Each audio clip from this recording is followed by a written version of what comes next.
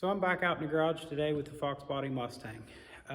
In this video, I just kind of want to touch on the previous video, also go over what the plans are for the winter, and if anybody has any suggestions on some things, if you wouldn't mind putting it in the comments.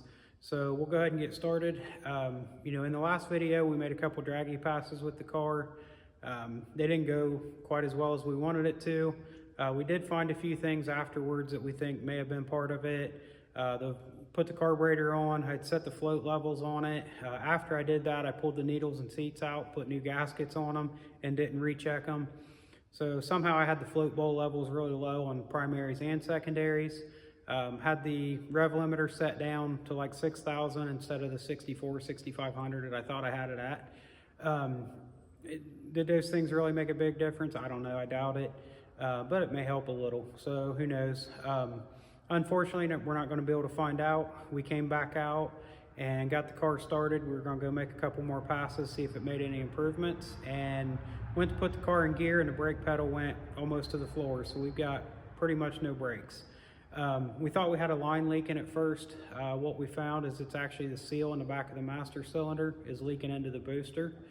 I know since the car's been together, the brakes have never seemed quite right. I think that may explain a lot of it.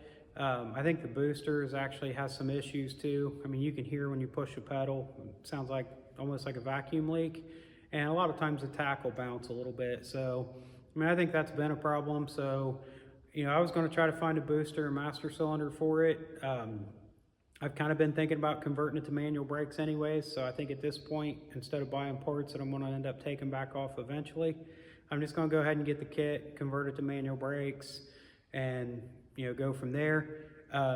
The other plans with the car is over the winter, I want to pull the interior out of it and start redoing the interior.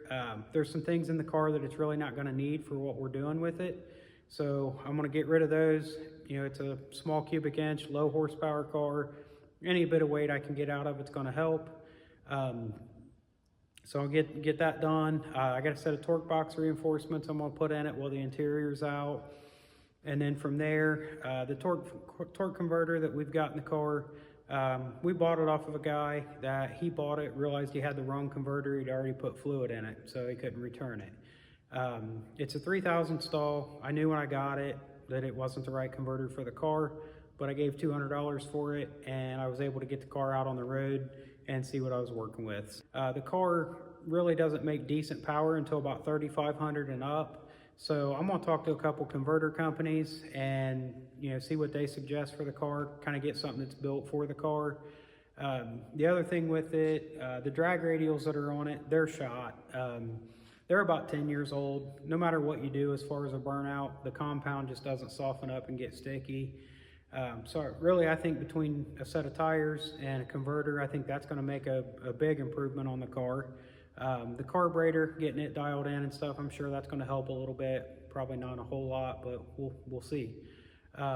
Once we get that done, over the winter, we do want to get started on the paint and the body on it and get some paint on it so it's halfway presentable. And then we want to start going to the track with it. What I would really love to do is run some true street stuff with it. Realistically, the car is nowhere near fast enough. So what we'll probably do is try to get the car dialed in. There's a good bit of 750 and 1150 index stuff that goes on.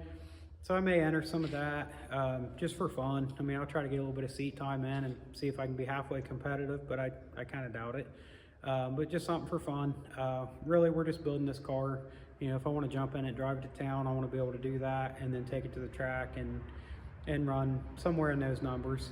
So that's pretty much going to wrap the video up. I just want to kind of go over, what's going on with it and what we're going to do over the winter.